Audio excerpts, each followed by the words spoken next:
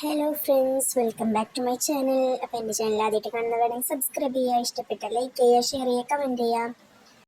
അപ്പം ഞാൻ ഇന്ന് വന്നിട്ടുള്ളത് ഗോതമ്പ് പായസത്തിൻ്റെ റെസിപ്പി ആയിട്ടാണ്. അപ്പം നമ്മളിത് ബറാത്തിനും അങ്ങനെ പ്രത്യേക ദിവസങ്ങളിലൊക്കെ ചെയ്യാറുള്ള പെട്ടെന്ന് ചെയ്യാൻ പറ്റുന്ന ഒരു പായസമാണ് കേട്ടോ. ഞാനിവിടെ ആദ്യം കുത്തിയ ഗോതമ്പാണ് എടുത്തത്. നന്നായി വൃത്തിയാക്കാം, നന്നായി കഴുകി വൃത്തിയാക്കി അത് നമുക്ക് വേവിക്കാൻ വെക്കാം. പിന്നെ നന്നായി വെന്ത ശേഷം നമുക്കതിലോട്ട് നമുക്ക് തേങ്ങാപ്പാൽ ചെയ്തെടുക്കാം കേട്ടോ.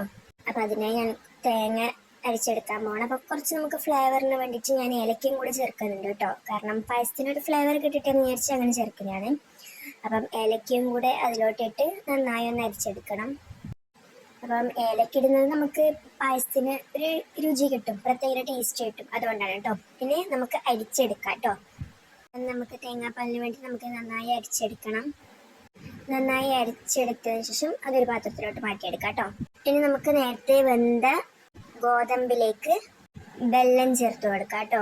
വെള്ളം ചേർത്ത് കൊടുത്തതിന് ശേഷം നമ്മുടെ തേങ്ങാപ്പാലും കൂടെ ചേർത്ത് കൊടുക്കാം. എന്നിട്ട് നമുക്ക് നല്ലപോലെ മിക്സ് ചെയ്ത് ഒന്ന് ചൂടാവാൻ വെക്കാം കേട്ടോ. അപ്പം നമ്മുടെ ഗോതമ്പ് പായസം റെഡി ആയിട്ടുണ്ട്. അപ്പം എല്ലാവരും ഒന്ന് ട്രൈ ചെയ്ത് നോക്കാം. കുട്ടികൾക്കൊക്കെ നല്ലോണം ഇഷ്ടപ്പെടും, പ്രത്യേകിച്ച് മധുരമൊക്കെ ആയതുകൊണ്ട്.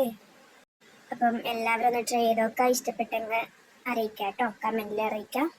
അപ്പം നമ്മൾ കുടിക്കുന്ന സമയത്ത് ശ്രദ്ധിക്കാം, നന്നായി ഇളക്കിയെടുക്കണം, ഇല്ലെങ്കിൽ നമുക്ക് ഗോതമ്പ് മാത്രമേ കിട്ടും. അപ്പം ഇളക്കിയെടുത്ത് പാലും ഗോതമ്പും കൂടെ ചേർത്ത് കുടിക്കണം കേട്ടോ. അപ്പം ഇത് റെഡി ആയിട്ടുണ്ട്, നല്ല ടേസ്റ്റാണ് കേട്ടോ.